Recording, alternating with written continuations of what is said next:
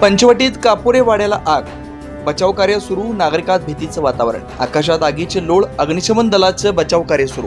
सुदैवानं जीवितहानी नाही, मात्र वाड्याचा वरचा भाग जळून खाक।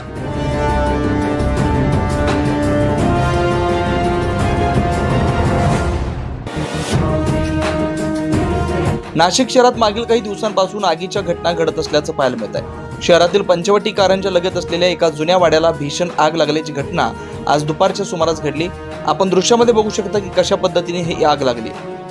आग लागता स्थानिक नागरिकांनी आग विझवण्याचा प्रयत्न केला, मात्र बघता क्षणी आगीनं रौद्ररूप धारण केल्यानं स्थानिकांचा प्रयत्न फोल ठरल्यानं आकाशात आगीचे लोळ पसरल्याचं पाहायला मिळालं।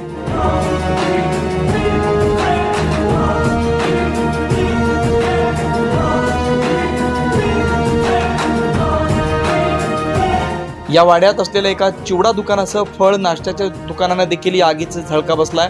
मोठ्या प्रमाणात नुकसान झालं असल्याचं बोललं जात आहे। या वाड्याचा वरील भाग हा पूर्णपणे जळून खाक झालाय। वाड्यात 5 व्यक्ती राहत होते।